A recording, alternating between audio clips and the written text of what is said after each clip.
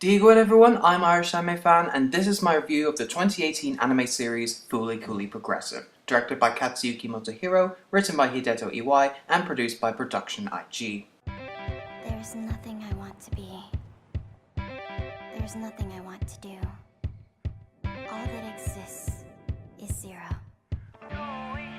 Would it kill you to have even the tiniest reaction? Morning! Good morning, Hidomi! When you hit pause on the world like that, your body will slowly start to rot away. I suppose I'll just have to bust on in. Now before I start the review, I just want to go briefly over my thoughts on the original FLCL first, just for a bit of context. FLCL is an irreverent and zany anime that strives on quirky and referential humor, erratic shifts in animation, and a seemingly nonsensical plot. But underneath all the wackiness lies themes of growing up and accepting responsibility that becomes more apparent on repeat viewings. Through its meaningful character insights, symbolic imagery and subtext, and a rocking and uplifting soundtrack by The Pillows, FLCL is one of the most memorable coming-of-age stories to ever grace the medium of anime, and is, in my opinion, one of the greatest OVA series of all time. FLCL is also an intrinsically personal anime, not only as a deep-rooted artistic expression for its creator, Kazuya Shiramaki, but it's also resonant to a generation that grew up watching it all those years ago on Adult Swim. And that's what makes following that up with 2 sequel series, let alone 1, such a difficult task. Either you decide to make something in the same vein as the original and play it safe, or you can risk taking the story in a completely new direction that might alienate some audiences. So how does FLCL Progressive live up to that? Well, let's find out. The story centers around Hidomi Hibajiri, a girl who's disinterested with the world around her and has nothing going for her in life. That is until a new substitute teacher at her school, who turns out to be the Vespa-riding, base-wheeling alien herself, Haruko, comes in and tries to tap into her full potential. Hidomi also encounters Jinyu, a mysterious woman who advises her not to be part of Haruko's schemes. But what are Haruko's intentions? Why do they involve Hidomi and her classmate Ide? And is there a force out there that can stop that? On its own, the plot is pretty solid. It takes some interesting directions, and it adds elements that not only enhances the original themes of the series, but also makes way for new ideas. Like, it is truly a progression from the original series. However, one thing I should say about this series is that it doesn't really feel like a FLCL anime. Sure, it follows a lot of similar story beats as the original, probably a little too closely, but more on that in a bit. But Progressive is a lot more straightforward and linear than its predecessor, and that juxtaposed with FLCL's trademark insanity just doesn't gel well, distracting from the overall tone of Progressive and drags the pacing down to a halt. This is most evident in the first half, which, while there are some cool scenes and fascinating ideas at play, is bogged down by its own strict adherence to its continuity, through the use of callbacks and references. This amount of restriction makes the first half dull to sit through. Fortunately, the second half has a better grasp at what it wants to be. It has a better balance between its more structured and loose elements, and it's just more engaging overall. As a whole, the story is very inconsistent in quality, and I think it could have benefited from more introspective and interpretive methods of storytelling that we saw in the original. But there's enough interesting aspects in Progressive that makes it worthwhile. One aspect that the original anime had in strides was a cast of strong and memorable characters, and in my opinion, Progressive doesn't like that much behind it. Hidomi is a really good protagonist for FLCL.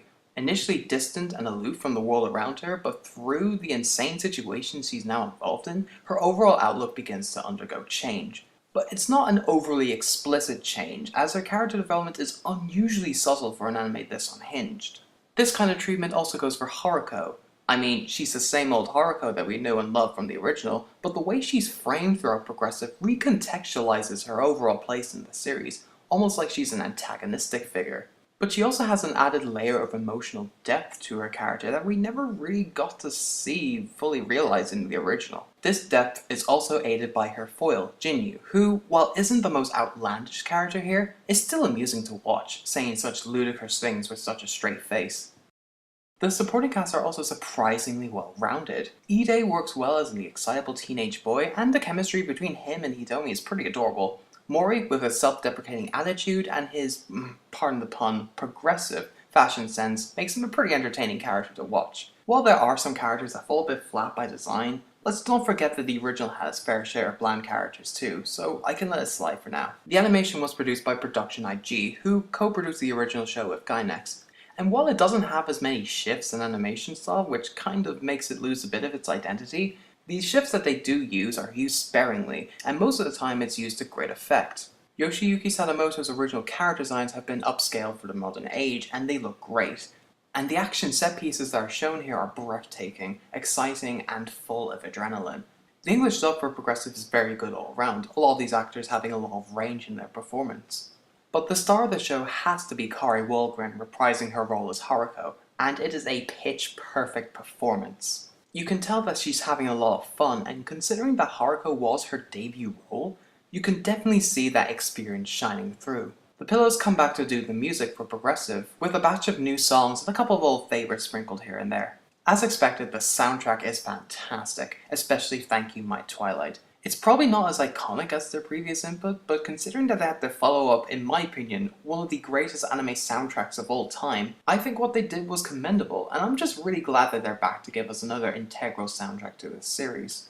In conclusion, while I don't think Fooly Cooly Progressive managed to reach the heights of the original, doing that on its own was an impossible task to pull off. The original Fooly Cooly was a weird and experimental series filled with personal themes that took lots of risks during the production because one man wanted to see his vision through. And that vision managed to garner a dedicated cult following, especially in the West, that was unlike anything else that came before it. It was truly a lightning in the bottle type of anime that I don't think we'll ever see replicated again. On its own terms, Fooly Cooly Progressive is an overall solid anime, and while a sequel may not have been entirely necessary, it was still pretty enjoyable to watch, and you can obviously tell that the staff, and both new and returning, have a lot of passion when it comes to revitalizing that Fooly Cooly magic. Regardless of whether you like it or not, you can at least commend them for that. I give Fooly Cooly Progressive a 7 out of 10. It'll be really interesting to see how it'll turn to fares after this.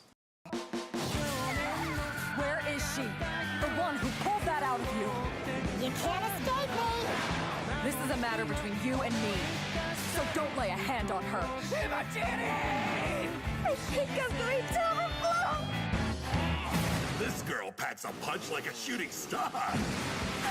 The world must be destroyed before it can become beautiful.